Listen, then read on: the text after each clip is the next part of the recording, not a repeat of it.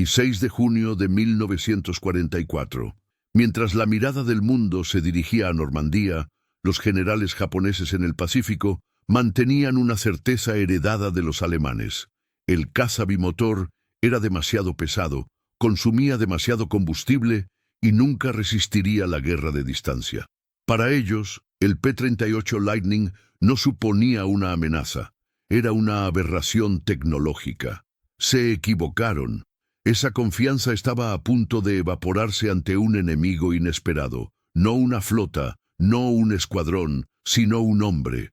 Un civil, Charles Lindbergh, el mismo que había cruzado el Atlántico solo 17 años antes, ahora aparecía no como un héroe, sino como un problema. Desterrado del uniforme, desacreditado en Washington, cruzó el Pacífico con una idea simple y peligrosa: volar contra el manual. Durante 6 semanas demostró que todo lo que los pilotos sabían sobre el consumo de combustible era erróneo. Redefinió el concepto de alcance y convirtió los P-38 estadounidenses en cazas de 950 millas, capaces de llegar a donde los japoneses juraron que nunca llegarían. Este es el relato técnico y militar de una revolución silenciosa, la verdadera historia de cómo un civil humillado enseñó a la guerra estadounidense a volar más lejos de lo que sus propios generales imaginaban. Pero antes de sumergirnos en los datos, hay una estadística que define esta historia. En junio de 1944, un caza estadounidense P-38 Lightning operaba con un alcance medio de 570 millas. Solo 6 semanas después, los mismos aviones cubrían 950 millas, un salto del 66%, sin modificaciones en el motor, sin tanques nuevos, sin intervención industrial. En ciertas misiones, los pilotos aterrizaban con hasta 210 galones de combustible restantes, mientras que sus compañeros apenas podían regresar con los tanques vacíos. No fue un milagro, era técnico. Una configuración que los manuales consideraban peligrosa, pero esa realidad en combate se ha transformado en doctrina. Lo que provocó este cambio no fue una fábrica, era un hombre y una razón. Si valoras la historia con precisión, respeto y profundidad técnica, apoya este proyecto con un me gusta y suscríbete al canal. Esto mantiene viva la misión de revelar los detalles que la guerra intentó ocultar. El juego de damas avanzaba lentamente en el salón improvisado de Elandia cuando la puerta mosquitera vibró con un golpe seco y los 2 oficiales levantaron la vista lo justo para reconocer a un hombre delgado y serio de pie en la entrada. No llevaba uniforme, no llevaba insignias y no parecía pertenecer a ese mundo de barro, radiales sobrecalentados y combate diario. Aún así, había algo en su postura, firme, metódica, casi calculada, que suspendió la rutina de los ángeles de Satanás por un segundo. Fue Charles Lindbergh, el aviador más famoso de Estados Unidos, cruzando silenciosamente la línea que separaba el mito del combatiente real. Para los pilotos del 475 Grupo de Caza, eso no tenía sentido. Un civil, políticamente desterrado, entrando en el corazón de la guerra aérea, pidiendo pilotar el caza más exigente del Pacífico. Y aún más extraño, no traía informes, medidas ni pedidos. Solo incluía una petición: quiero observar de cerca el rendimiento del P-38 en combate. La reacción de los pilotos fue inmediata, una mezcla de sorpresa, desprecio y desconfianza natural. En ese entorno, la supervivencia no dependía de la reputación, sino de horas de combate, reflejos entrenados, disciplina interna y una armonía que solo quienes ya habían enfrentado fuego real entendían. Lindbergh, para ellos, era un nombre de periódico, un símbolo antiguo, algo muy alejado de la dura realidad del Pacífico, donde la lluvia, el calor y los disparos japoneses dictaban quién vivía y quién desaparecía para siempre en el mar. Lo más irónico es que japoneses y alemanes compartían esta misma visión. Para ellos, el P-38 era una apuesta estadounidense equivocada, un caza bimotor que, según los cálculos de la Luftwaffe alemana, no podría sostener operaciones largas debido al alto consumo. El análisis siguió la lógica que había guiado a la industria alemana durante toda la guerra. Los aviones de alto rendimiento necesariamente consumen combustible. Era una creencia rígida, repetida con convicción en informes técnicos y en las mesas de Berlín. Pero las cifras manufactureras en Estados Unidos contaban otra historia. Aquí vale la pena hacer una pausa. En 1944, Estados Unidos producía más de 275 millones de galones de combustible para aviones al mes, mientras que Alemania luchaba por distribuir solo una fracción de esa cifra, limitada por bombardeos, escasez de petróleo y el colapso de infraestructuras. Si esta estadística sorprende al espectador, puede comentar sobre Shocking Data, para señalar el brutal contraste entre las capacidades industriales de ambos bandos. Por tanto, la entrada silenciosa de Lindbergh en ese salón no representó solo la llegada de una persona controvertida. Representaba el surgimiento de una mentalidad que Alemania no podía replicar. La combinación de abundancia industrial y libertad intelectual para desafiar la propia doctrina. La Luftwaffe, bajo presión, buscaba fórmulas y soluciones rígidas que dependieran de los héroes individuales. Los estadounidenses, en cambio, podían permitirse probar, cometer errores, ajustar y volver a intentarlo, simplemente porque tenían demasiado combustible, piezas y motores. Fue este entorno, casi de laboratorio, el que permitió a Lindbergh intentar lo que para la maquinaria militar alemana sería inconcebible. Mientras los jóvenes pilotos observaban al veterano de 42 años acercarse a los comprobadores, nadie se dio cuenta de que tenía en mente la solución al mayor problema técnico del P-38, su alcance limitado por los ajustes estándar de crucero. Y eso importaba porque el avance estadounidense a través del Pacífico requería distancias cada vez mayores, algo que los japoneses consideraban la máxima debilidad de los cazas estadounidenses. Los informes de inteligencia japoneses eran claros. Los P-38 no pueden escoltar bombarderos más allá de 300 millas sin un riesgo extremo. Para ellos, las matemáticas eran absolutas. Para Lindbergh, simplemente no era exacto. Sabía por sus vuelos transoceánicos que los motores radiales y los V-12 ocultan zonas de eficiencia que rara vez se enseñan a los pilotos de combate. También sabía que los manuales se escriben para la máxima seguridad, no para el máximo rendimiento.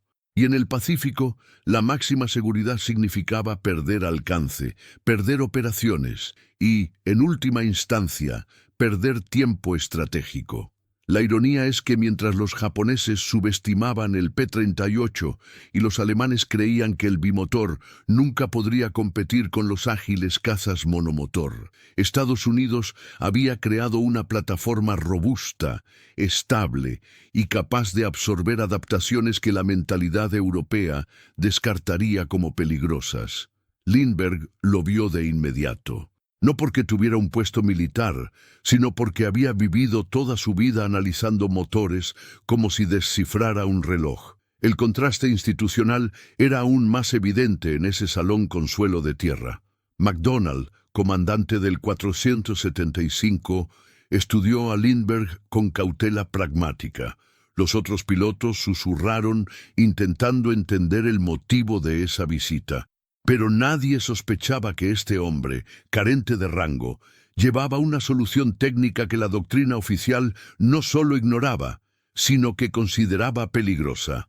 Alemania, en ese mismo periodo, se enfrentaba a un colapso logístico silencioso. Su producción de motores DB605 estaba disminuyendo. Sus recursos de combustible sintético se desplomaran bajo los bombardeos y su doctrina se volvía cada vez más inflexible. La Luftwaffe no tenía margen para experimentos, y cualquier error significaba perder aviones imposibles de reemplazar. La ironía histórica es cruel. Mientras Berlín empujaba aún más los límites, Estados Unidos estaba a punto de empujarlos. Y todo empezaría allí, en ese pasillo tan sofocante, cuando Lindbergh pidió casi de forma casual, volar al día siguiente con los ángeles de Satanás. Lo que nadie sabía es que esta simple petición abriría una brecha en la lógica de la guerra. Y la primera prueba de esto llegaría apenas 24 horas después, cuando los mecánicos se acercaron al ala plateada del Lightning pilotado por el civil y vieron algo que no tenía sentido. Los tanques seguían casi llenos, pero lo que encontrarían dentro de esas cifras y lo que revelaría sobre toda la guerra sería aún más inquietante. Antes de ser visto como un cuerpo extraño en el Andia, Charles Augustus Lindbergh ya llevaba un legado que la mayoría de los hombres allí solo conocían por libros. En 1927, con 25 años, cruzó solo el Atlántico Norte en un monoplano Ryan NYP llamado Spirit of St. Louis. Fueron 33 horas y media en antena, sin radio, sin radar, sin comodidad. Solo un periscopio, una brújula, cálculos manuales y 450 galones de combustible almacenados en depósitos que bloqueaban la vista frontal. Cuando aterrizó en París, aún quedaban 85 galones en el depósito. La mayoría de los ingenieros juraban que eso era imposible, y estaban equivocados. Lindbergh no voló por instinto, volaba según la eficiencia. Desarrolló por necesidad su propio sistema de mezcla, presión y gestión de revoluciones que maximizaba la autonomía sin comprometer la seguridad. Un truco invisible que solo funcionaba porque entendía el motor como un sistema de equilibrado, no como una máquina binaria. Era el tipo de conocimiento que no cabía en los folletos de cadetes ni en manuales técnicos. Era práctico, probado y silencioso. Pero cuando estalló la guerra en Europa, Lindbergh cometió un error que borraría su reputación pública. Como la voz principal del Comité América I, defendió que Estados Unidos debía mantenerse neutral ante el conflicto europeo. Para él, cualquier intervención precipitada costaría vidas y aceleraría la destrucción inevitable. El problema no era solo el mensaje, sino el momento. En 1941, con el mundo observando los crímenes de la Alemania nazi y el avance de las fuerzas del eje, el discurso sobre la neutralidad sonaba cómplice, aunque no lo fuera. Franklin Delano Roosevelt, su directa antipatía, no dudó. Comparó a Lindbergh con un simpatizante confederado e intervino personalmente para impedir su regreso al servicio militar. Cuando Pearl Harbor cambió la ecuación política y Lindbergh se ofreció voluntario para reincorporarse como piloto, la respuesta fue tranquila y definitiva. Nunca volvería a llevar un uniforme estadounidense. Pero la guerra, indiferente a la política, aún le necesitaba. Excluido del frente oficial, Lindbergh se convirtió en un fantasma útil tras bambalinas. Actuando como consultor técnico civil para fabricantes como United Aircraft, analizó motores, buceó el Corsair y evaluó el B-24 Liberator en la línea de montaje Willow Run de Ford. Voló Thunderbolts en pruebas de altitud para estudiar el rendimiento térmico en combate. Para los ingenieros y mecánicos, no era un polemista, era un solucionador. Sabía identificar patrones, rastrear fallos y, sobre todo, extraer más de una máquina que cualquier otro piloto vivo. La política le aisló de la jerarquía, pero le situó exactamente donde mejor funcionaba, entre tornillos, cilindros y números. Este camino técnico, forzado por la exclusión, fue lo que le llevó a Elandia. En 1944, al convencer a United Aircraft para enviarlo como observador técnico al Pacífico, Lindbergh no buscaba redención, buscaba el siguiente problema que resolver. Y el P-38 Lightning presentaba el desafío perfecto, un caza potente, versátil y técnicamente superior en muchos aspectos, pero condenado por su sed de combustible. Era el avión ideal para aplicar décadas de experimentación y demostrar una vez más que los números oficiales no cuentan toda la historia. Alemania, al mismo tiempo, se enfrentaba a la situación opuesta. Su producción de aviones estaba en retroceso ante los bombardeos aliados. En enero de 1944, la Luftwaffe fabricaba unos 300 aviones al mes. En julio, tras la intensificación de los ataques a la industria aeronáutica, esta cifra bajó de 2.500. Mientras tanto, Estados Unidos mantenía una media de 7.000 aviones al mes, cifra que incluía bombarderos, cazas y aviones de transporte. Y más allá del volumen, había continuidad. Mientras que las fábricas americanas operaban en turnos de 3 turnos con logística garantizada, las fábricas alemanas sufrían escasez de piezas, sabotaje y pérdida constante de mano de obra. La ironía crece. Mientras que a un civil estadounidense sin uniforme se le permitía modificar doctrinas de vuelo en mitad de la guerra, los ingenieros alemanes tuvieron que presentar propuestas a la jerarquía técnica del RLM, que a menudo bloqueaba las innovaciones porque no se ajustaban a la doctrina vigente. La maquinaria bélica nazi creía en el control, el americano en flexibilidad operativa, y esta diferencia explicaba por qué lo improbable estaba a punto de suceder. Lindbergh no entró en Elandia con autoridad formal, pero sí con algo más difícil de refutar: resultados. Y a medida que el radar de la unidad detectaba nuevos objetivos a distancias a la vez inalcanzables, comenzó a circular una pregunta entre los técnicos japoneses y alemanes que monitorizaban los informes de combate. ¿Cómo consiguen los estadounidenses llegar tan lejos con los mismos aviones? La respuesta llegaría en forma de una reunión, 2 días después del primer vuelo de Lindbergh con los Minshou, ángeles de Satán, cuando el comandante MacDonald convocó a todos los pilotos para una presentación. Lo que comenzó como desconfianza civilizada pronto se convertiría en doctrina. Y los datos que salieran de esta reunión serían tan abrumadores que cambiarían no solo la forma en que vuelan los P-38, sino también la forma en que piensa la Fuerza Aérea de EEUU.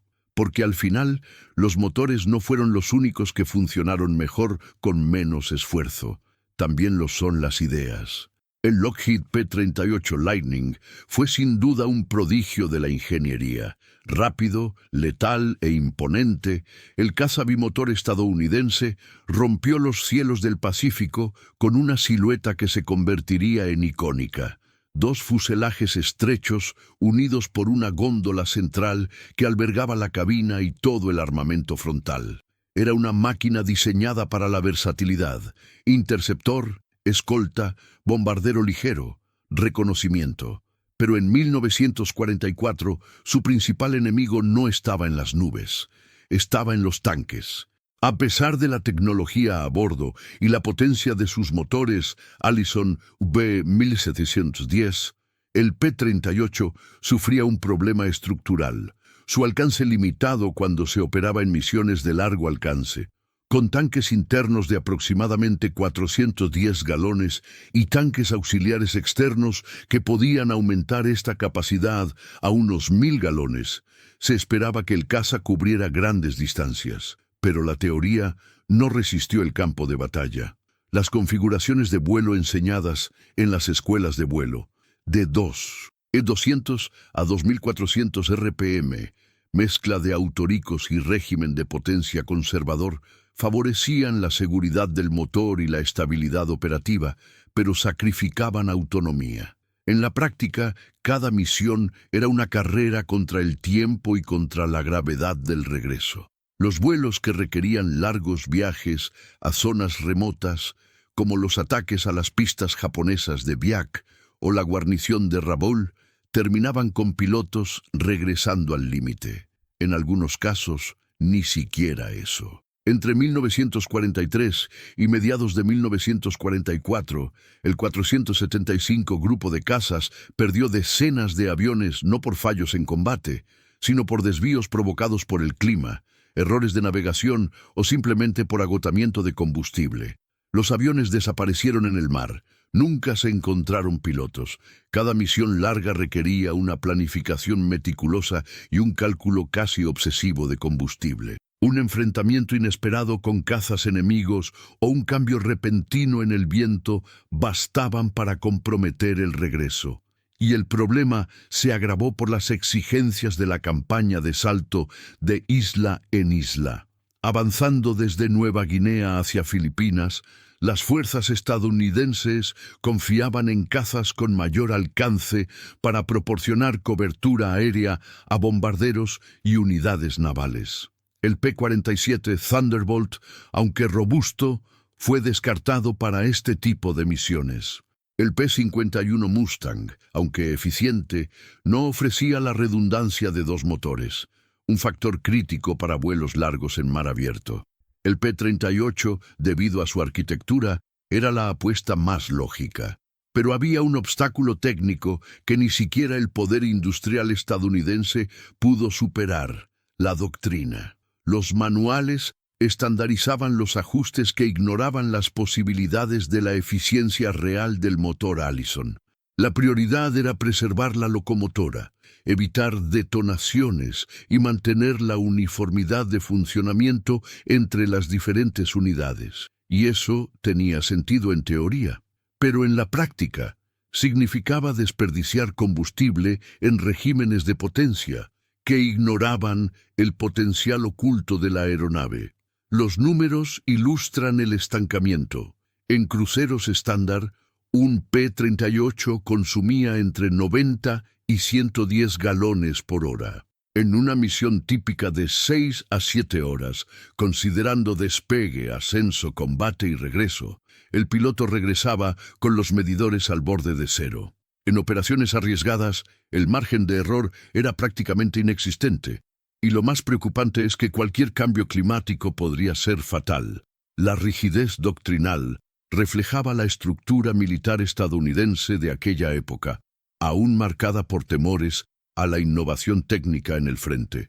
Aunque la industria entregó más aviones que cualquier otra nación del planeta, con fábricas como Lockheed produciendo más de 10 P-38 al día en 1944, el campo de batalla se impulsaba por la cautela. La Luftwaffe, en cambio, despreciaba el P-38. Los documentos de inteligencia de la época registran declaraciones de pilotos alemanes describiendo al caza estadounidense como demasiado grande para el combate real, vulnerable a maniobras cercanas y ineficiente en su consumo para patrullas de largo alcance. Sin embargo, la ironía estaba a punto de asentarse. Mientras Berlín veía debilidades en cada detalle del Lightning, Lindbergh veía potencial. Donde los alemanes veían desperdicio, él veía una oportunidad para adaptarse. Pero en ese momento, a mediados de junio de 1944, la realidad del 475 era esta.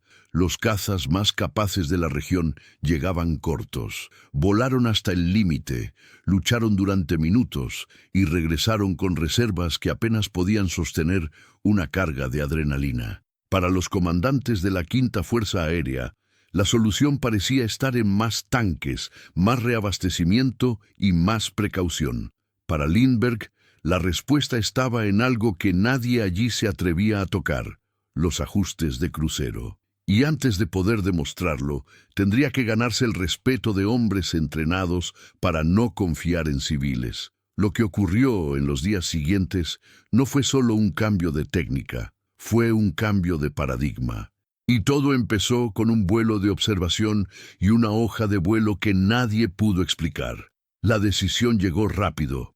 Lindbergh no quería observar desde lejos ni hacer informes que fueran archivados por comandantes escépticos. Quería volar. Al día siguiente de su petición, despegó con los Ángeles de Satán en una misión de ataque contra posiciones japonesas en Biak. El tiempo era inestable. El calor tropical sobrecargaba los motores y el terreno hostil hacía que la navegación fuera un desafío constante. Aún así, entró en la alineación como cualquier otro piloto. Cuando aparecieron los ceros, no dudó.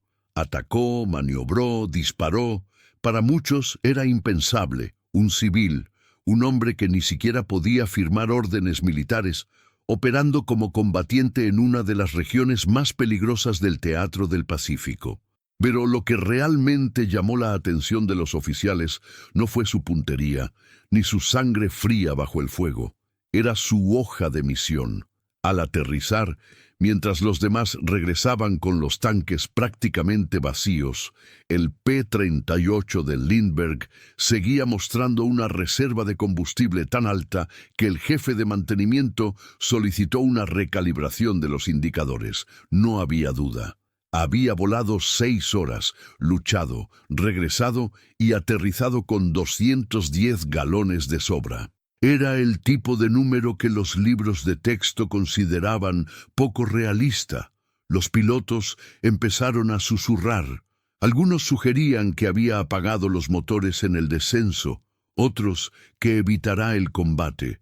Pero quienes estaban a su lado sabían, había luchado.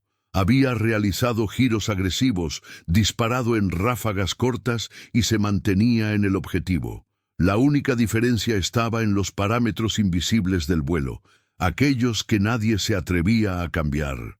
El misterio se instaló en el escuadrón como una grieta en la confianza institucional. ¿Cómo logró ese civil, con el mismo avión, los mismos tanques y el mismo peso, regresar con suficiente combustible para otra misión? La disonancia cognitiva era inevitable. La doctrina enseñaba una cosa, la realidad mostraba lo contrario, y Lindbergh, sin decir una palabra, puso en sospecha cada línea de los manuales. La ironía de esta historia es que la solución estaba delante de ellos. Si te gusta desentrañar estos hechos, muestra tu apoyo. Dale a me gusta y suscríbete para que podamos ofrecerte contenido más detallado como este. El efecto de esas primeras misiones fue acumulativo. Con cada nuevo vuelo, Lindbergh regresaba con datos que desafiaban el sentido común. En misiones de 800 millas, mientras los pilotos aterrizaban con márgenes críticos, aparcaba su P-38 con suficiente combustible para otra hora en el aire. Y lo más intrigante, sus motores tenían temperaturas normales, sin indicios de estrés excesivo o detonación. De hecho, estaban trabajando de forma más eficiente. La explicación aún no se había ofrecido abiertamente, pero los veteranos empezaron a entender que se enfrentaban a un cambio de paradigma. En Europa, los alemanes observaban los informes con creciente preocupación. En mayo de 1944, una directiva de la Luftwaffe indicó que los P-38 debían considerarse una amenaza secundaria debido a su alcance limitado. Esta clasificación determinaba la asignación de menos recursos para la intercepción en zonas remotas del Pacífico. En otras palabras, los alemanes basaron parte de su análisis de defensa en la suposición de que el Lightning no podría avanzar muy lejos. Esa suposición estaba a punto de desvanecerse, porque en las semanas siguientes un civil con una calculadora invisible en la cabeza enseñaría a todo un escuadrón a desobedecer con precisión. Y cuando el capitán McDonald le llamó a una reunión para pedirle que explicara qué estaba haciendo exactamente con ese avión, la respuesta de Lindbergh fue de 3 variables: mezcla, rotación y presión del manifold. Estaba a punto de comenzar una clase silenciosa. La reunión fue breve. El escuadrón se reunió en uno de los hangares laterales, rodeados de barriles de combustible, neumáticos de repuesto y el olor constante a aceite caliente. El comandante McDonald pidió silencio, y los pilotos, sudorosos, exhaustos y aún sospechosos, formaron un semicírculo frente a una carpeta improvisada. Lindbergh no posó, no habló. Simplemente empezó a dibujar números en el tablero. En voz baja, explicó lo que había estado aplicando en vuelo. La regulación de la mezcla a inclinación de pico, rotación mantenida entre 1650 y 1750 RPM, muy por debajo del estándar, y alta presión en el múltiple. Un régimen conocido informalmente como oversquare, donde la presión de admisión en pulgadas de mercurio supera las revoluciones por minuto. En la doctrina tradicional, esto era herejía. Los manuales advertían que operar sobre cuadrado podía causar sobrecalentamiento, desgaste prematuro o fallos mecánicos. Pero Lindbergh demostró lo contrario. Al usar esta configuración en vuelos de crucero, redujo drásticamente el consumo de combustible sin comprometer el rendimiento. El motor funcionaba con más par y menos desperdicio. Era contraintuitivo, pero funcionaba. El silencio de la sala no era respetuoso, era una de conflicto. La mayoría de ellos allí habían sido entrenados para seguir los manuales al pie de la letra. La cultura militar valoraba la disciplina técnica, no la experimentación. Y ahora, un civil, un hombre que ni siquiera podía llevar insignias, afirmaba que el manual era erróneo. Uno de los tenientes preguntó, ¿no va a provocar esto una detonación? Lindbergh respondió con una ecuación. Habló de la relación entre la compresión, la mezcla y la temperatura de escape. Citó experiencias adquiridas con el Corsair y el P-47, donde regímenes similares habían sido probados con éxito. Argumentó que la razón por la que se evitaba el oversquare no era mecánica, sino cultural. Y luego dibujó la curva de consumo del P-38, una parábola donde el punto ideal de eficiencia no era el recomendado, sino el ignorado. MacDonald escuchó en silencio. Sabía que su grupo estaba siendo usado al límite en misiones críticas. También sabía que perder un solo avión por falta de combustible costaba más que un motor desgastado. Al final de la reunión no hubo aclamación, no hubo aplausos, solo un asentimiento del comandante. Lo probaremos mañana. Y al día siguiente, 3 pilotos recibieron instrucciones precisas de Lindbergh y volaron bajo su dirección.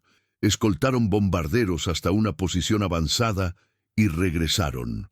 Al aterrizar, los mecánicos registraron un hecho imposible: consumo un 30% menor de lo habitual, sin fallos técnicos, sin sobrecalentamiento. Por primera vez, la doctrina dio paso al resultado. Y tras bambalinas en el Pacífico, una revolución silenciosa comenzaba a extenderse. La Luftwaffe nunca habría imaginado que su doctrina de aviones bimotores, ineficazmente ineficientes, sería desafiada por un civil con lápiz y oído entrenado.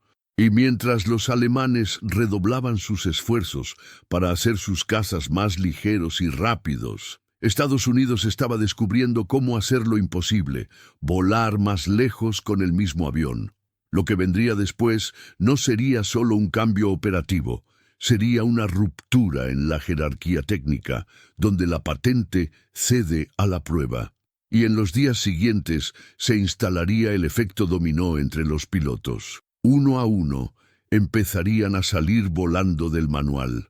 Y lo que haría en el campo de batalla y en la mente de los funcionarios japoneses cambiaría el curso de la campaña aérea en el Pacífico.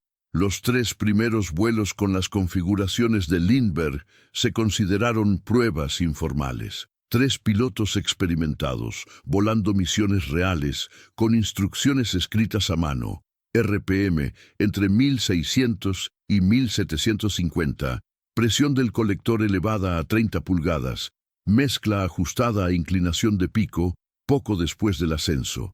El ambiente era de tensión contenida. Nadie habló en voz alta, pero se esperaba que algo saliera mal. Según los manuales técnicos, operar un motor B-1710 por debajo de 1800 RPM y por encima de 28 pulgadas de presión podía causar fallos de predetonación, carbonización o lubricación debido a la baja velocidad de la bomba de aceite. Ese era el dogma. Pero al devolucionar, los datos decían otra cosa. Temperaturas estables, velocidad de crucero mantenida, consumo de combustible un 32% menor. Y lo más importante, no hay signos de estrés mecánico. Uno a uno, los mecánicos confirmaron: cilindros limpios, aceite intacto, compresores intactos. El motor no explotó. La doctrina sí. En ese momento, la rigidez operativa comenzó a desmoronarse, no por decreto, sino por repetición. El 4.º piloto lo probó al día siguiente, luego la 5ª, En 2 semanas, más de la mitad del escuadrón ya volaba en posición de cuadrado. La resistencia dio paso a la curiosidad, y la curiosidad a la adhesión silenciosa. Nadie quería admitir en voz alta que un civil tenía razón, pero todos querían volver con combustible de sobra, y a medida que los datos se acumulaban, los informes se volvían innegables. En una de las misiones más largas de la unidad, casi 930 millas, 7 de los 8 P-38 regresaron con suficiente combustible para otra hora de vuelo, algo impensable apenas un mes antes. La logística estadounidense empezaba a notar los efectos. Menos repostaje de emergencia, menos aviones abandonados en el mar, menos pérdidas por errores de cálculo y, sobre todo, más alcance para misiones estratégicas. La economía técnica se convirtió en potencia operativa. Paralelamente, los informes de inteligencia alemanes comenzaron a detectar un patrón que no tenía sentido. El alcance de los P-38 aumentaba sin cambios visibles en la estructura de los aviones. No hay modelo nuevo. No hay nueva generación. Solo resultados diferentes con las mismas máquinas. Un analista de la Luftwaffe, revisando los datos del ataque a Morotai, señaló supuestamente en el margen: si la distancia registrada es correcta, estamos subestimando el radio efectivo del avión bimotor estadounidense en al menos un 40%. Esta frase, escrita como una hipótesis de retaguardia, fue en realidad la confirmación de un colapso metodológico. Alemania construyó una doctrina basada en certezas estáticas, Estados Unidos en observación y ajuste, y ahora el propio campo de batalla servía como laboratorio. La línea entre el oficial y el civil empezaba a desaparecer. Lindbergh ya fue consultado informalmente antes de las misiones. Era habitual verle junto a los pilotos, ajustando notas, recomendando altitudes ideales para cruceros, sugiriendo entornos que nadie se atrevía a recomendar en los cursos de la USAAF. Y aunque la Fuerza Aérea seguía dudando en reconocer oficialmente su papel, todo el escuadrón ya había interiorizado una nueva ciencia. Volar más lejos era cuestión de lógica, no de suerte. La herejía inicial se había convertido en la regla general, pero el impacto de este cambio aún estaba lejos de su límite, porque a finales de junio, McDonald enviaría un informe detallado al mando de la Quinta Fuerza Aérea, con datos que contradecían rotundamente el manual de operaciones actual. Y ese informe, leído por oficiales en el cuartel general en Natsab, plantearía una pregunta incómoda. Si los manuales estaban equivocados respecto al rango, ¿qué más estaban enseñando de la manera equivocada? Las primeras misiones con las nuevas configuraciones empezaron a generar estadísticas que ni siquiera los más entusiastas creían a primera vista. El alcance operativo medio del P-38 aumentó progresivamente de 700 a 830, luego 890, hasta que alcanza la improbable marca de 950 millas náuticas. Era el tipo de radio de acción que sobre el papel requeriría un rediseño de tanques, nuevos motores o una revisión total de la aeronave. Pero nada de esto se había hecho. Solo se habían cambiado 3 variables: RPM, presión en el colector y mezcla. Y con eso, las misiones antes clasificadas como inviables se han vuelto rutinarias. Las bases japonesas situadas en zonas distantes como Palawan, Mindanao y las islas del archipiélago de Halmahera, antes protegidas por distancia, comenzaron a ser atacadas con precisión.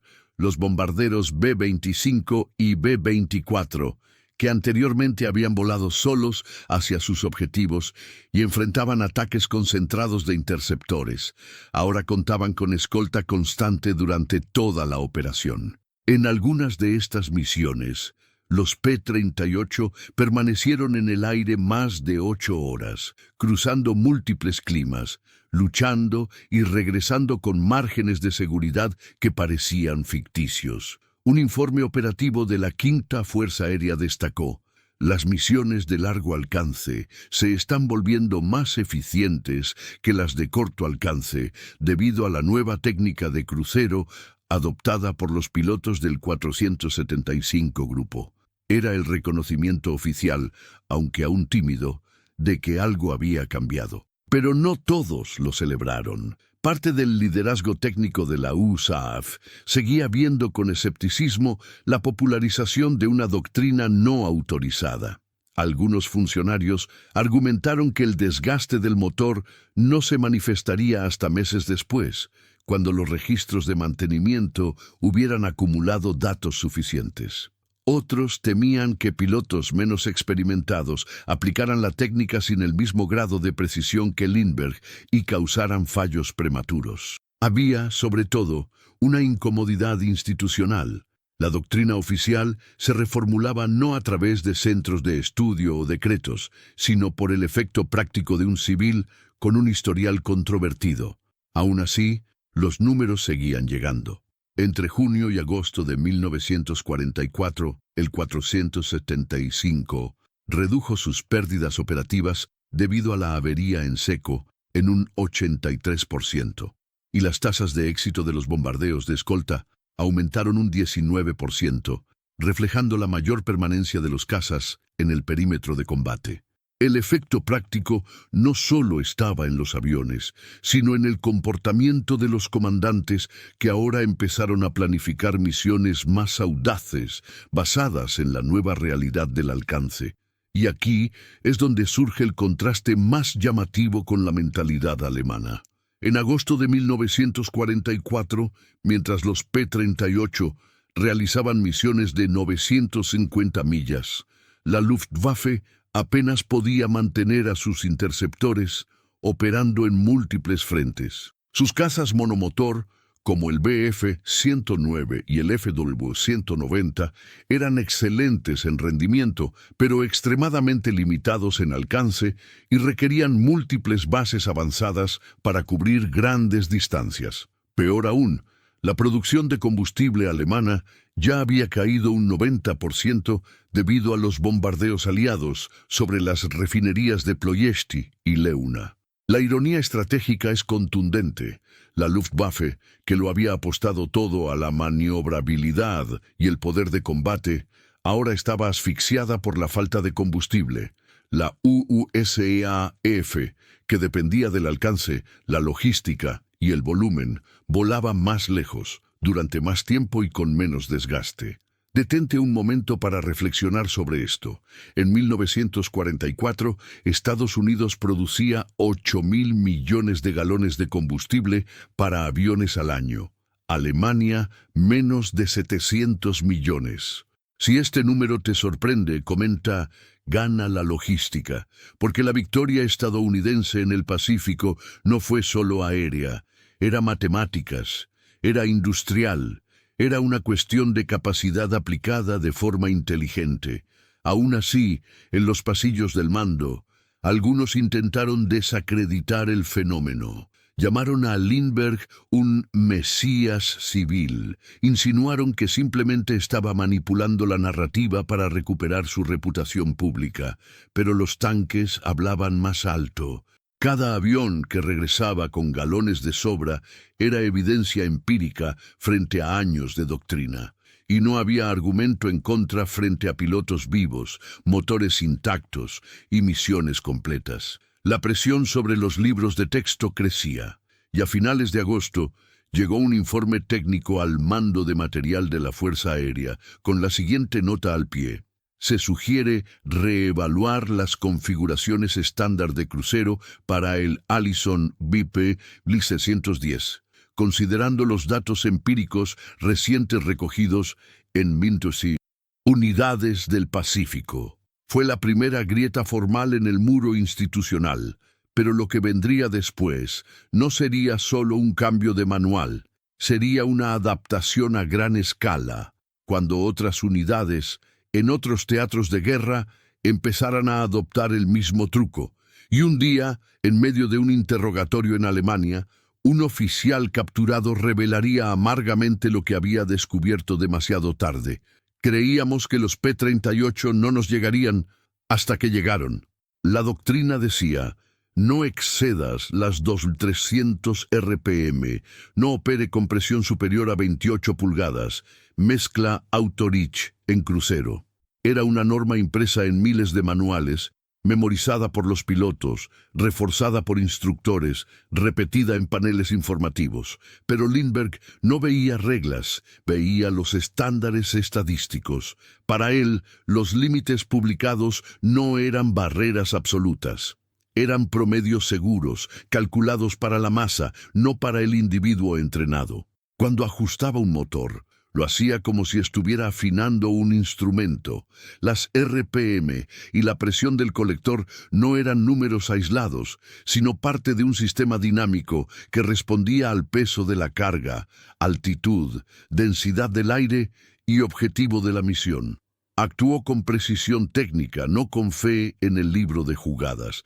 Esta forma de pensar ponía dos mundos en conflicto. Por un lado, la estructura bélica estadounidense, industrial, flexible, descentralizada. Un piloto podía adaptarse, experimentar, improvisar. El mando local tenía autonomía. La cadena de suministro era redundante. Los números se validaban en el campo, no solo en la tabla de diseño. Al otro lado, la Luftwaffe, rígido, centralizado. El piloto siguió la doctrina hasta el último procedimiento. Cualquier cambio debía ser aprobado por Berlín. Las pruebas tardaron meses en ser reconocidas. La innovación era lenta, enlucida. El pensamiento era vertical. Para 1944, esta diferencia filosófica ya le estaba costando caro a Alemania. Los ingenieros de Messerschmitt habían propuesto cambios en el Bf-109 para aumentar su autonomía, incluyendo rediseños de depósitos auxiliares y regímenes de ahorro de combustible en crucero. Pero la propuesta fue rechazada por el RLM por motivos de riesgo operativo y doctrinal. Mientras tanto, el 465 Grupo de Cazas volaba P-38 en configuraciones personalizadas, un escuadrón entero operando fuera del manual, validado por resultados. No hubo ninguna revisión de Berlín, hubo observación de campo. El centro de la potencia técnica se había trasladado de la mesa de dibujo a la pista.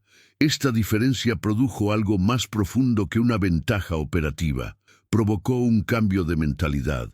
Los pilotos empezaron a ver el avión como un organismo, no como una máquina limitada.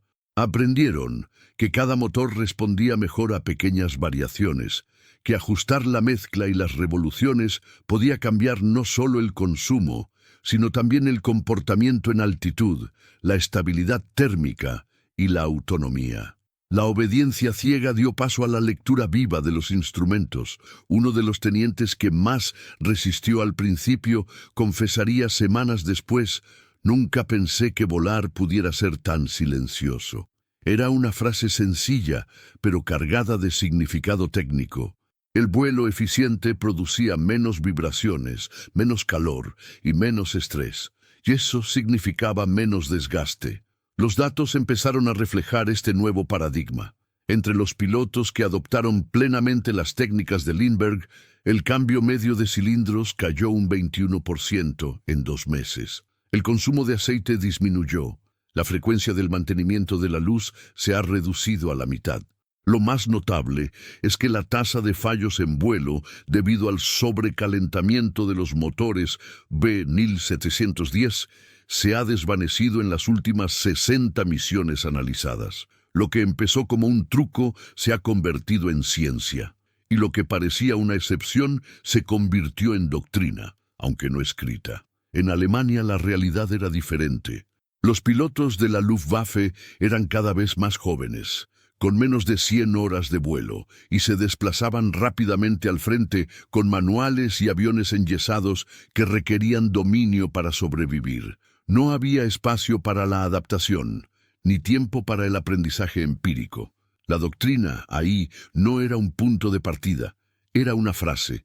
Cuando fue interrogado tras la guerra, el Oberleutnant Hans Meyer, expiloto de FW-190, lo resumió así: sabíamos pilotar el avión, sabían cómo hablar con él. La frase sorprendió a los oficiales aliados y cayó como la definición perfecta.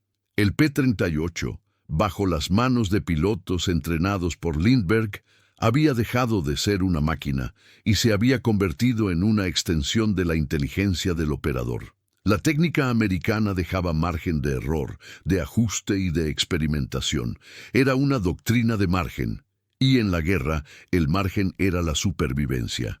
La superioridad estadounidense no solo residía en las cifras de producción, aunque eran abrumadoras. Estaba en la capacidad de transformar la excepción en un nuevo estándar, para permitir que una mente fuera de la jerarquía enseñe a volar mejor que los manuales. La revolución no estaba en el motor, era una forma de pensar, pero el verdadero impacto de esto aún estaba por llegar, porque cuando el Mando Aéreo del Pacífico recibiera los informes completos y decidiera probar las mismas técnicas en Mustangs, a bordo de una nueva misión rumbo a Japón, el alcance de lo imposible tomaría otro nombre: Tokio.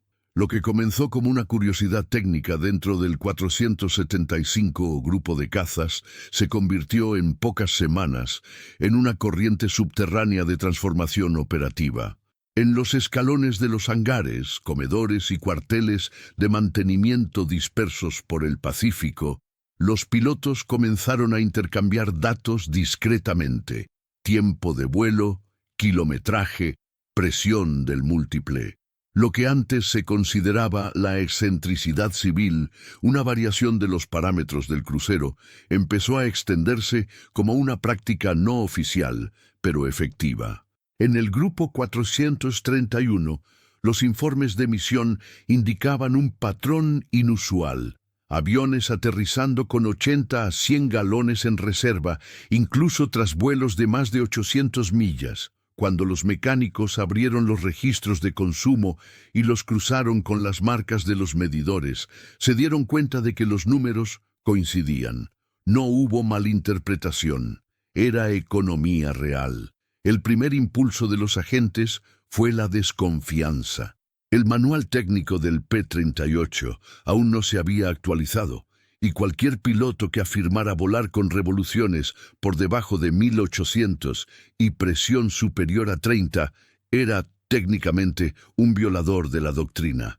Pero las pruebas se iban acumulando, y en una guerra donde cada galón ahorrado podía significar una vida extra de regreso, el pragmatismo empezó a hablar más fuerte. En el 80 Grupo de Cazas en Nueva Guinea se creó una comisión informal de ingenieros para investigar el fenómeno. Compararon datos estandarizados de misión entre pilotos que volaban por manual y aquellos que adoptaron los parámetros de Lindbergh. El resultado fue inequívoco: un ahorro medio del 27% en el consumo total, sin pérdida de potencia útil en crucero, sin aumento en las tasas de mantenimiento. Los datos no mentían, y ya no era una anomalía, eran una nueva normalidad emergente. Un oficial escéptico incluso envió un informe al mando de la división afirmando que la práctica era peligrosa y fuera de la doctrina. Pero 3 días después, él mismo realizó una misión de prueba con la nueva velocidad del motor, y nunca volvió a la anterior. Esta reacción en cadena era más que una tendencia, era una rebelión silenciosa de la lógica contra el dogma. Y en este entorno, los pilotos se han convertido en algo más que soldados. Se han convertido en operadores técnicos, afinadores de máquinas, intérpretes de datos. La cultura militar estadounidense, con su tolerancia a la descentralización y la autonomía en el campo, volvió a demostrar su diferencial estratégico. En la estructura de la Luftwaffe, esto sería impensable. Allí, cualquier cambio técnico requería aprobación formal del RLM, pruebas de laboratorio y validación doctrinal centralizada. En el Pacífico, una reunión informal entre compañeros de escuadrón y un comandante dispuesto a escuchar los resultados fue suficiente. La flexibilidad era un arma, y en este caso, un arma que voló más lejos. A mediados de julio, el mando del Pacífico Suroeste finalmente reconoció la nueva realidad. No en un documento oficial, aún existía resistencia institucional, sino a través de decisiones prácticas. Ampliar el rango de acción de las misiones planificadas, reducir las alertas de reabastecimiento, aumentar el uso de escoltas en trayectorias antes consideradas límite. El propio general George Kenney, comandante de las Fuerzas Aéreas del Teatro, recibió un memorando detallado con las estadísticas del 475 y comentó con tono seco: si los motores vuelven enteros y los aviones están llenos, quizá sea hora de reescribir lo que llamamos el límite. El efecto logístico de esto fue profundo.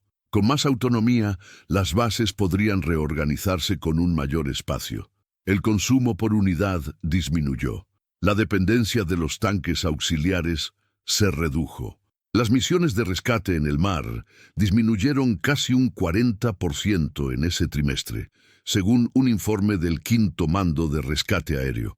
Era como si toda la red aérea hubiera ganado un pulmón nuevo. Mientras tanto, en Berlín, los informes de inteligencia no pudieron explicar el fenómeno.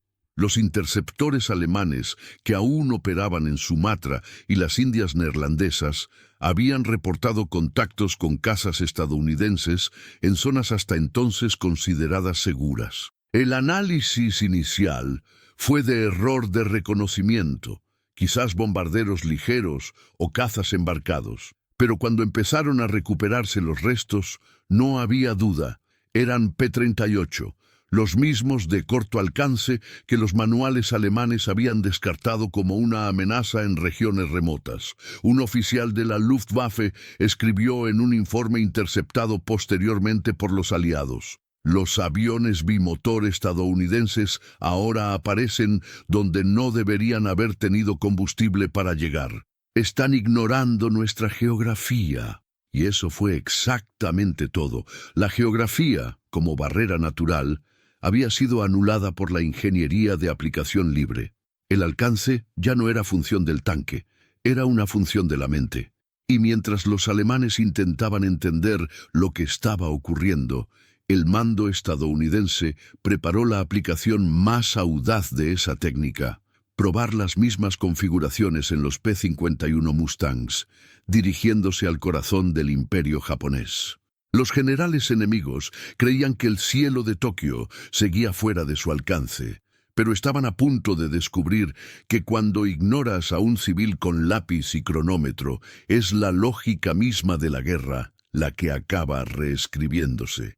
Antes, un vuelo de combate era un cálculo agonizante, combustible contado milla a milla, maniobras medidas con moderación y un reloj psicológico que empezaba a marcar tan pronto como los motores rugían al despegar.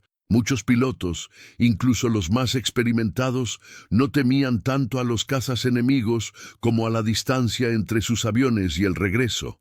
El P-38 era rápido, letal, pero su corta autonomía imponía límites mentales que se traducían en tensión crónica. La técnica de Lindbergh, más que cambiar los parámetros del vuelo, cambió este estado interior. Por primera vez, jóvenes del 475 y otras unidades comenzaron a experimentar lo que significaba volar en el margen. Vuelve con combustible. Tener opciones en pleno vuelo. Y eso, en términos psicológicos, era tan poderoso como una armadura extra. La ansiedad ha disminuido, la tasa de error en combate se ha reducido, la percepción de control aumentó. Un piloto informó en una carta enviada a la familia: ahora puedo elegir cómo llorar, puedo decidir si perseguir o marcharme. Antes, siempre era el momento persiguiéndome. Este cambio de mentalidad repercutió en la cohesión de las unidades. Pilotos antes escépticos empezaron a buscar a Lindbergh al final de las misiones, no para dudar, sino para darle las gracias. Comenzó a ser apodado informalmente el ingeniero del silencio. debido a la fluidez con la que sus vuelos ahorraban energía sin hacer ruido. El respeto se convirtió en admiración, y la admiración se convirtió en estudio. Muchos comenzaron a registrar sus propias misiones de forma más rigurosa, ajustando pequeñas variables de RPM, altitud, mezclando, creando sus propios gráficos y anotando las condiciones meteorológicas. Un comportamiento de científico de campo, surgiendo en medio de la guerra. La guerra aérea estadounidense adquirió así una capa de refinamiento técnico impensable meses antes. La Fuerza Aérea había entrenado soldados. Lindbergh había despertado a los operadores. Esta diferencia se hizo evidente en las estadísticas. Entre los pilotos que empezaron a aplicar ajustes de consumo regularmente, la tasa de bajas aumentó un 11%. La razón era sencilla: más tiempo en el objetivo, más libertad para atacar, más combustible para maniobrar, y menos miedo. El combate, que antes era una carrera desesperada, se convirtió en un juego posicional, donde el piloto podía pensar, no solo reaccionar. Al reafirmar los límites del P-38, Lindbergh también resignificó el papel del piloto, de ejecutor de órdenes a gestor del propio avión. Era un cambio que ningún manual preveía y que ningún enemigo sabía cómo afrontar. La Luftwaffe, por su parte, profundizó su crisis silenciosa. Sus mejores pilotos veteranos estaban muriendo o siendo reasignados a tareas de entrenamiento. A los novatos se les asignaron doctrinas estrictas, poca autonomía y menos de 150 horas de vuelo antes del combate. Mientras los estadounidenses ganaban margen técnico y mental, los alemanes entraron con pánico cronometrado. En los interrogatorios de posguerra, varios prisioneros informaban que las misiones nocturnas y de largo alcance estadounidenses parecían imposibles para la doctrina alemana, y tenían razón, porque lo imposible ya no era técnico, era una locura. En julio de 1944, un piloto del 432 Grupo escribió en su diario: «Si volamos como vuela Lindbergh, quizá la guerra no tenga por qué consumirnos». Una frase sencilla, escrita a lápiz sobre papel húmedo, pero que capturaba lo que ninguna estadística podía explicar. La guerra había cambiado su escala porque un hombre cambió la forma de pensar de la máquina. Y ese impacto resonaría aún más fuerte cuando la técnica se trasladó al P-51 Mustang y a los bombarderos de largo alcance, allanando el camino para un vuelo nunca antes intentado. Cruzar 1500 millas y regresar con mucho de sobra. Incluso Japón, hasta la rendición. Incluso la última gota de combustible cuenta menos que la mente de quienes la salvaron. El efecto de la nueva doctrina no oficial no se limitó al rendimiento individual de los pilotos. Alteró toda la junta estratégica. Con el nuevo radio operativo, los P-38 comenzaron a operar en regiones hasta entonces consideradas fuera del alcance táctico. Los aeródromos japoneses en Morotai, Sulawesi e incluso las Marianas comenzaron a sufrir ataques sorpresa, apareciendo cazas donde, según las predicciones del mando japonés, simplemente no habría suficiente combustible para el viaje de ida y vuelta. Esto obligó a rediseñar las rutas de patrulla, a desplegar unidades y, lo más importante, a vaciar posiciones estratégicas que habían perdido su ventaja geográfica. Por primera vez, Japón tuvo que redistribuir escuadrones no para atacar, sino para huir. Y este efecto no fue accidental, se multiplicó por la profundidad logística americana. Con tanques auxiliares estandarizados, motores de repuesto en una línea de montaje constante e ingenieros capaces de realizar mantenimiento eficiente en planta, Estados Unidos operaba como una fuerza aérea industrializada. Japón, al igual que Alemania, dependía de la experiencia de sus pilotos y de la centralización de los recursos técnicos.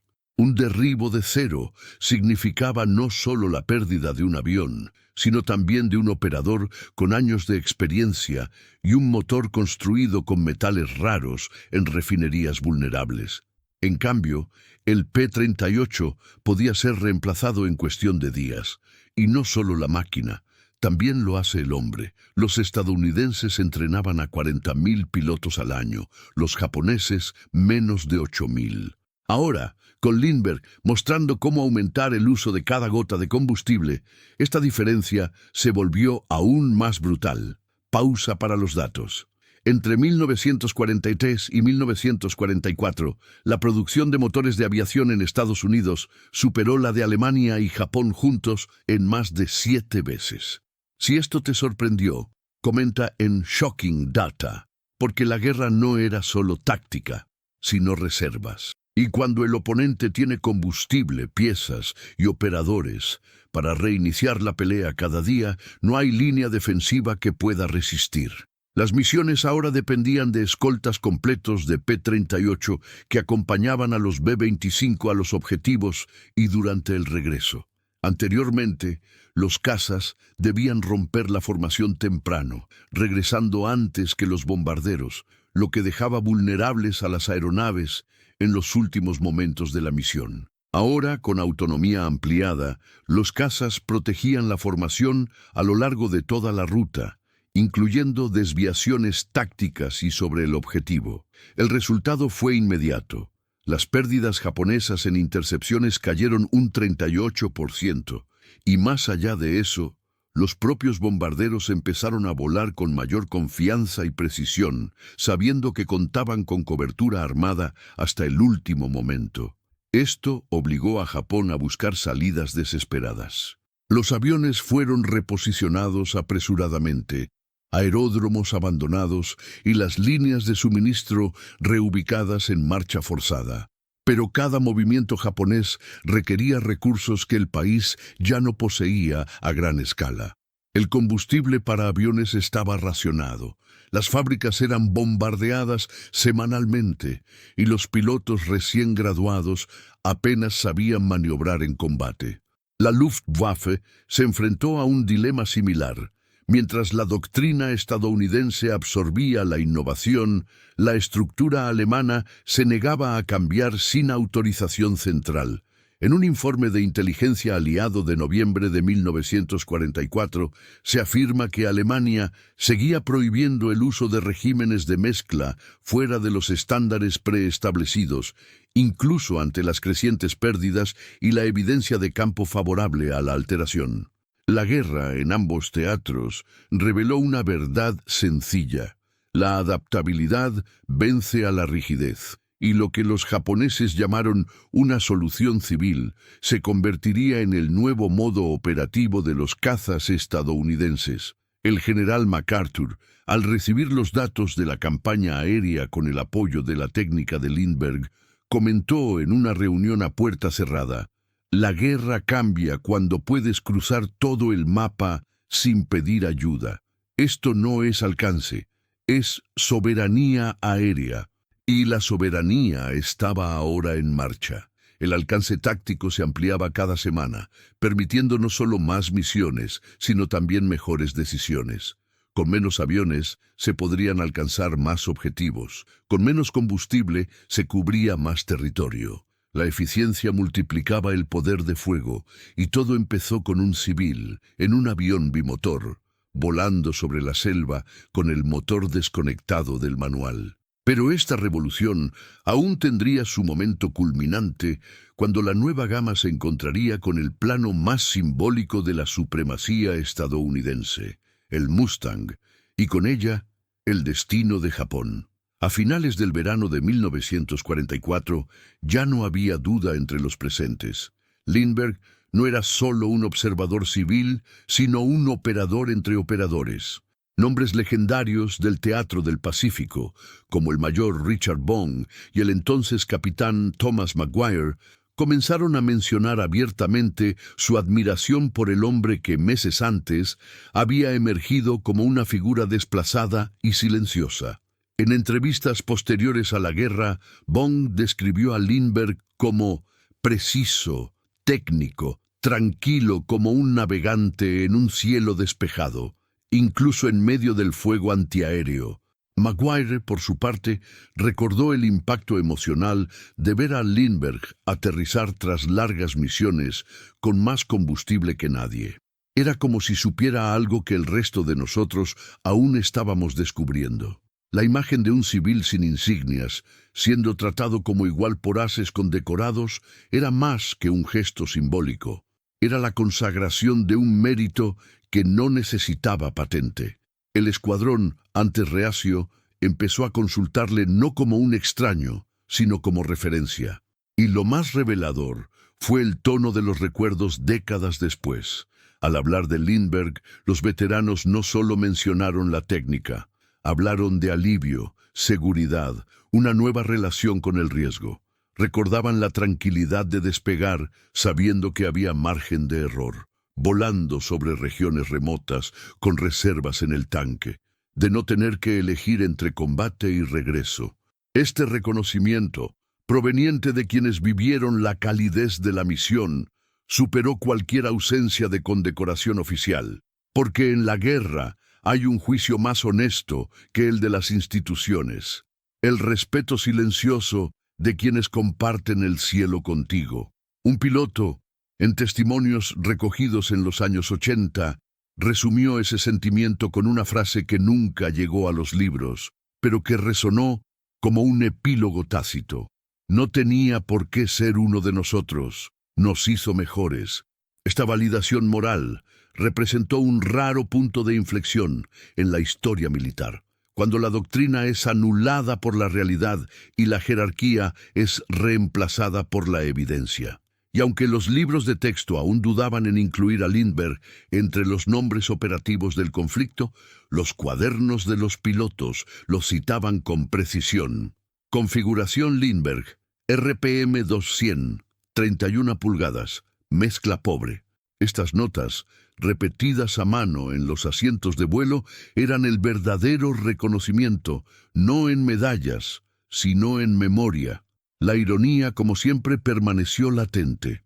El hombre rechazado por la cumbre de Washington se convirtió en una referencia entre quienes cargaron con la guerra sobre sus hombros. Mientras los aliados cosechaban los frutos de esta silenciosa transformación, Berlín y Tokio seguían teniendo dificultades para entender cómo sus cazas no podían interceptar aviones que, según sus mapas, nunca podrían estar allí. Pero la explicación de este error de cálculo llegaría pronto, en una misión que no solo validaría la técnica, sino que la inmortalizaría. Porque el siguiente objetivo no era solo estratégico, era simbólico, y volar hasta ella requeriría más que alas. Requeriría todo lo que Lindbergh había sembrado. La verdadera innovación rara vez nace de la fuerza, nace del silencio de quienes observan, de la paciencia de quienes prueban y del valor de quienes desafían el estándar. Y en ese rincón del Pacífico, entre hangares improvisados y selvas húmedas, un hombre desacreditado por las oficinas de Washington demostró que el conocimiento puede ser más letal que el fuego antiaéreo. Lindbergh no trajo nuevas armas ni aviones revolucionarios. Propuso una idea, que la máquina, incluso en la guerra, puede ser domada con inteligencia, y no solo con órdenes. Su método no fue impuesto por la autoridad, sino por la lógica. No se difundió por decreto, sino por resultado. Representaba una ruptura cultural, un civil enseñando a los soldados a sobrevivir mejor que sus manuales. Esto solo fue posible porque la estructura estadounidense, a diferencia de la alemana, aceptó el riesgo de la transparencia. Permitía probar ideas poco ortodoxas en el campo y evaluarlas por sus méritos. Mientras Berlín centralizaba cada decisión técnica, los estadounidenses delegaban, experimentaban y corregían en tiempo real. Esta diferencia, invisible en los mapas, determinó la guerra tanto como el acero. La doctrina alemana veía la guerra como una ecuación cerrada. Soldados entrenados, máquinas rígidas, órdenes superiores. La doctrina estadounidense, aunque no la llamara así, veía la guerra como un sistema adaptativo. Y en este sistema, la improvisación técnica no era debilidad, era un arma. Así, Lindbergh se convirtió en el símbolo de algo mayor, la victoria de la mente inquisitiva sobre el dogma. Su contribución no solo fue operativa, era filosófico. Le mostró que es posible respetar la máquina sin temerla, desafiar el manual sin traicionarlo y, sobre todo, mejorar la guerra sin glorificarla, porque cada galón ahorrado era un piloto que regresaba. Cada misión exitosa era una carta que llegaba a la familia, y cada milla extra era un pequeño territorio arrebatado a la muerte.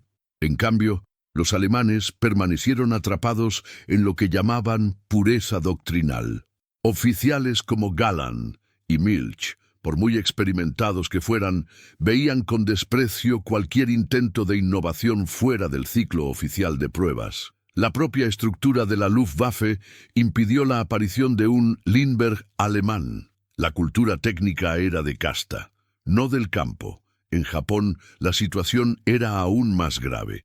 El pensamiento militar imperial consideraba cualquier desviación técnica como indisciplina. La jerarquía era espiritual, no racional. Y en una guerra de desgaste, esto resultó costoso. La victoria de los estadounidenses, por tanto, no fue solo de alcance o poder, era mentalidad. Ganaron porque permitieron que un civil entrara en la cabina, ajustara la mezcla y dijera, «Pruébalo así». Una guerra ganada con herramientas es común. Una guerra ganada con apertura a lo desconocido, esto es raro. Y la ironía final aún estaba por llegar. Porque mientras los japoneses se preguntaban cómo los P-38 atravesaban lo imposible, una nueva generación de pilotos se preparaba para hacer lo mismo, hacia Tokio, pero no con bombas, con ideas. La ironía de esta historia es que la solución estaba delante de ellos, no oculta en códigos secretos o fábricas subterráneas, sino en el simple acto de escuchar, probar y pensar. La guerra aérea en el Pacífico enseñó, quizás más claramente que cualquier manual de combate, que los verdaderos límites de una máquina solo se revelan cuando uno se atreve a ir más allá de lo que se imprime. Lindbergh no superaba los motores japoneses ni derribaba cazas enemigos con frecuencia. Superó la idea de que siempre ha sido así, es justificación suficiente para no cambiar. Cada piloto que volaba con su técnica era un agente silencioso de una revolución moral, que el verdadero poder reside en adaptarse, no solo en obedecer. La doctrina estadounidense, con todos sus defectos, tenía algo que alemanes y japoneses no: margen para el desacuerdo. El sistema no colapsaba cuando se le cuestionaba, se corregía a sí mismo. Por otro lado, los enemigos, protegidos por castas técnicas y rigidez jerárquica, sofocaban cualquier intento de innovación emergente. Mientras en los hangares, los aliados civiles y militares compartían portapapeles y hojas de cálculo, en el eje, las ideas fuera de la doctrina se archivaban junto con los fracasos. Y esto fue costoso, muy caro, porque al final, la guerra entre aviones fue una guerra entre formas de pensar, y pensar de forma diferente se convirtió en una ventaja táctica. Si te gusta profundizar en este tipo de detalles que los libros de historia rara vez cuentan, muestra tu apoyo. Me gusta a este vídeo y suscríbete. Esto nos ayuda a seguir aportando contenido basado en datos, estrategias y decisiones humanas que han cambiado el curso de la guerra. Porque las próximas misiones de los P-38 y de los Mustangs, que heredarían su lógica, demostrarían que no se trataba solo de alcanzar al enemigo, se trataba de sobrevivirle y redefinir el alcance de la propia historia. La revolución iniciada por Lindbergh no siguió siendo una curiosidad de campo, se incorporó al ADN operativo de la propia Fuerza Aérea estadounidense. En los meses posteriores a su actuación, las configuraciones que había probado discretamente se incluyeron oficialmente en las instrucciones de vuelo. Los nuevos manuales de crucero empezaron a incluir regímenes optimizados de RPM y mezcla, ajustando la doctrina a lo que la realidad ya había demostrado. Lo que era herejía se volvió estándar. La autonomía extendida de los cazas no solo cambió las rutas, sino que cambió el tiempo de la guerra. El avance hacia Filipinas, que se espera que se prolongue durante todo un semestre, se ha acelerado de una manera sin precedentes. Islas como Leyte, que antes se consideraban demasiado arriesgadas para un ataque coordinado debido a la falta de cobertura aérea, se han convertido en objetivos accesibles. Por primera vez, los bombardeos podían realizarse con escolta completa de ida y vuelta, y los desembarcos tenían protección aérea desde el inicio hasta la consolidación. Esta nueva movilidad dio al mando estadounidense una ventaja estratégica: libertad de elección. Ya no era el terreno lo que definía la operación, sino la voluntad logística.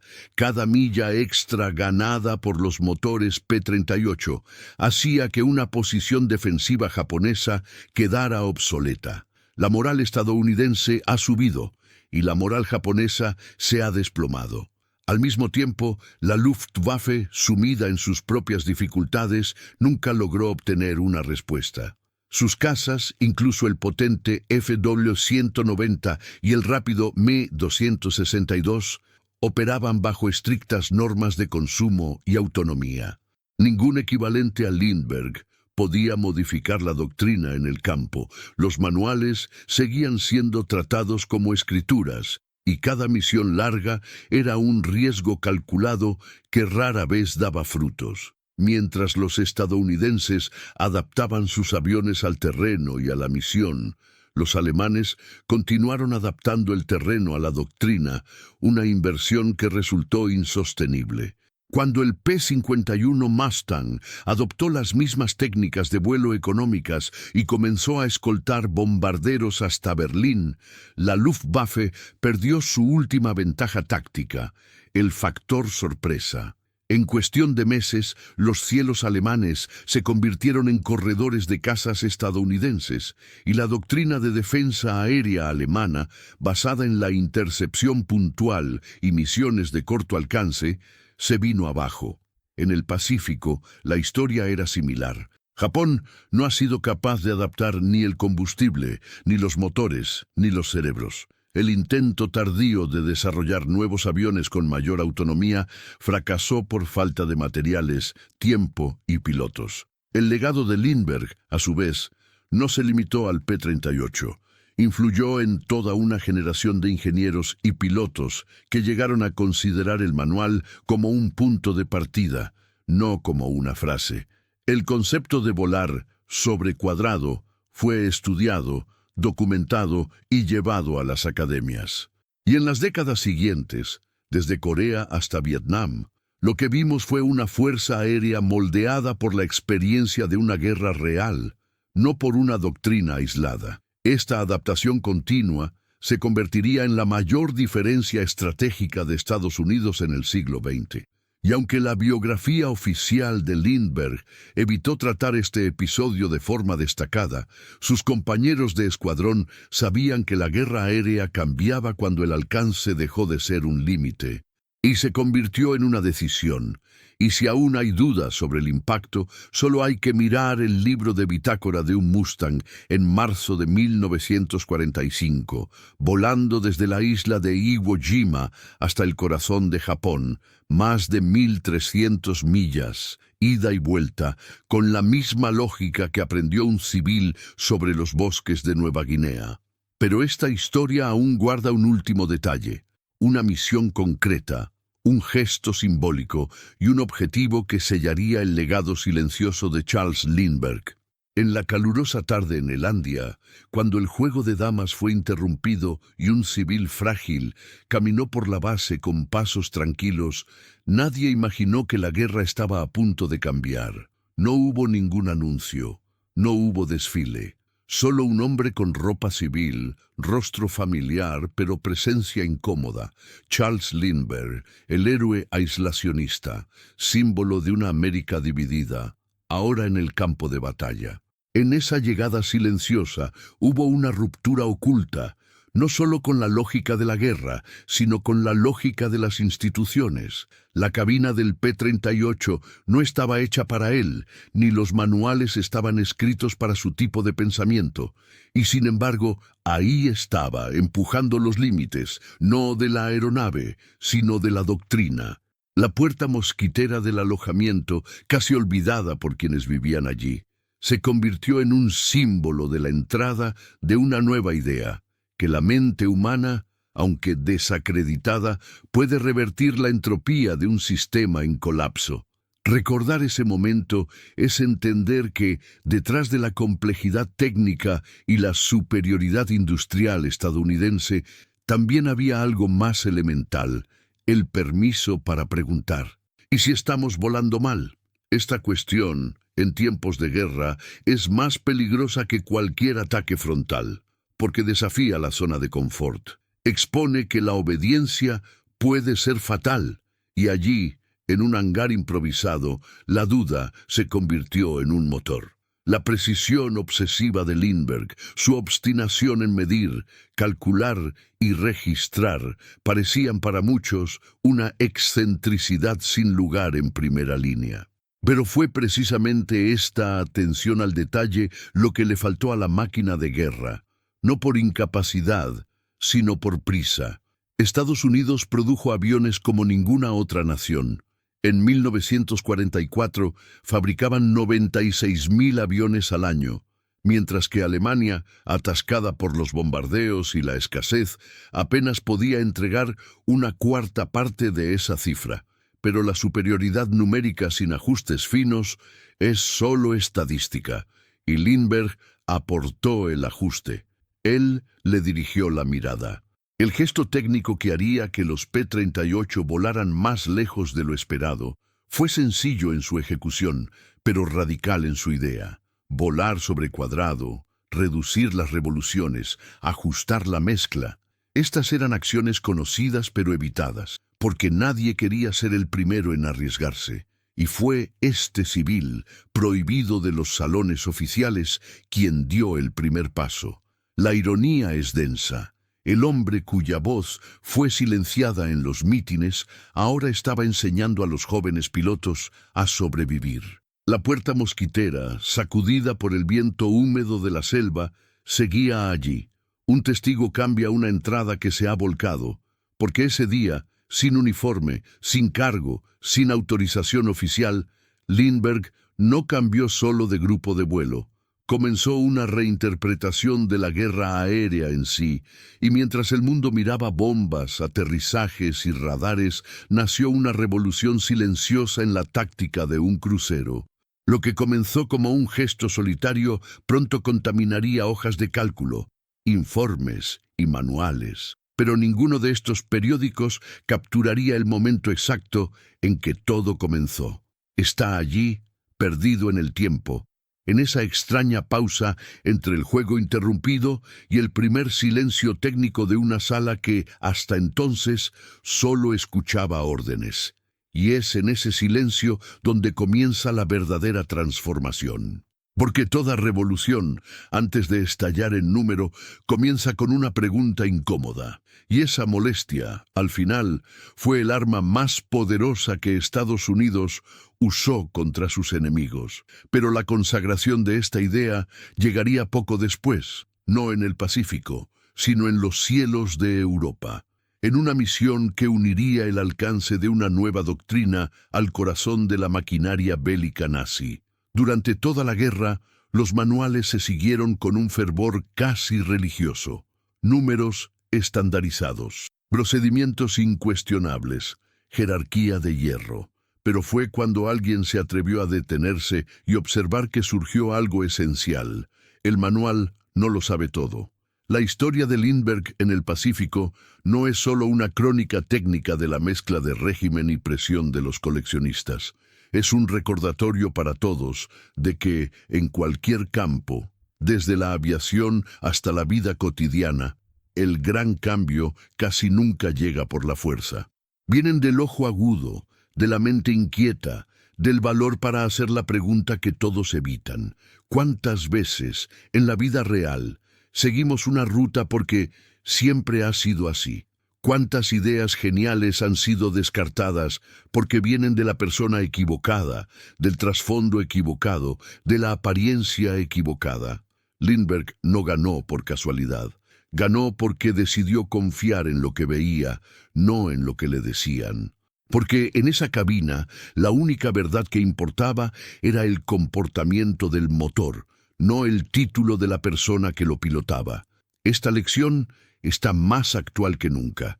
En un mundo saturado de fórmulas, eslóganes y recetas ya hechas, la verdadera inteligencia sigue habitando en una duda meticulosa. Mirar algo conocido, un sistema, una persona, una máquina, y preguntarse, ¿no lo hemos visto todo aún?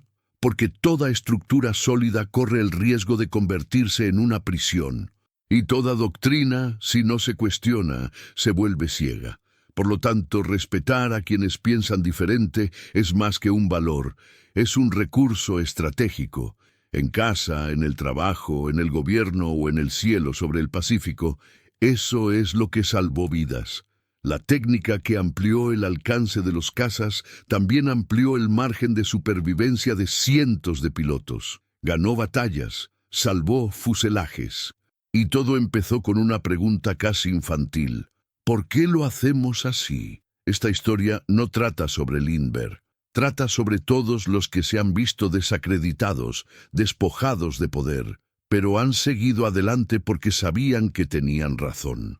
Trata sobre cada espectador que, en algún momento de su vida, tuvo que elegir entre obedecer u observar, entre repetir o corregir, y entre el silencio o haz la pregunta, porque, al final, las guerras más importantes no se libran con bombas.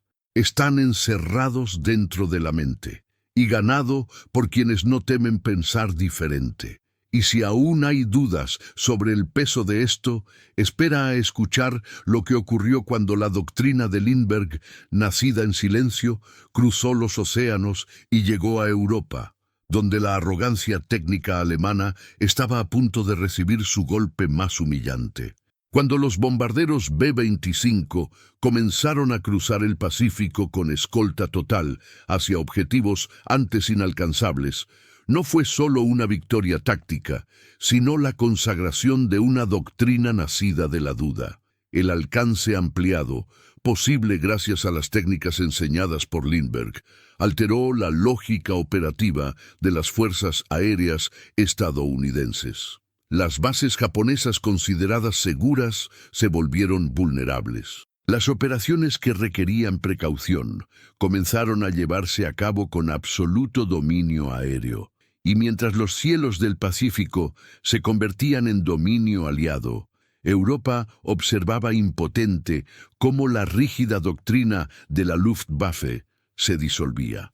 Los alemanes, que se habían burlado de las limitaciones del avión de dos morros, ahora se enfrentaban a un adversario que volaba más lejos, con más reservas y más pilotos, porque regresaban con vida. No solo ganó la industria estadounidense, era la capacidad de adaptarse, de ajustarse, de situar el dogma dado por encima. El colapso de Alemania quedó sellado no solo en las fábricas destruidas, sino en la mente inflexible que no sabía aprender. La lección universal de esta guerra no está en el número de tanques ni en la potencia de los motores, está en la estructura que piensa. La logística, la flexibilidad y el valor para integrar ideas externas definieron a los ganadores. Lo que Estados Unidos ha entendido, y sus enemigos no, es que la estrategia nace de la logística, pero sobrevive en la adaptación. No se trataba solo de producir más, sino de escuchar mejor, como admitió el general Alfred Jodl tras la guerra. Con la frialdad de quien comprende la magnitud de la derrota, fuimos derrotados por camiones y cómo los americanos sabían cómo usarlas. La frase es seca, pero lleva el peso de una verdad inevitable. Si valoras la investigación histórica y el esfuerzo por revelar hechos que los libros ignoran, deja tu me gusta, suscríbete al canal y activa la campana. Así es como podemos seguir sacando a la luz estas narrativas ocultas y revelar qué fue lo que realmente ganó la guerra. Y cuéntanos en los comentarios cuáles fueron los datos más impactantes para ti en este vídeo.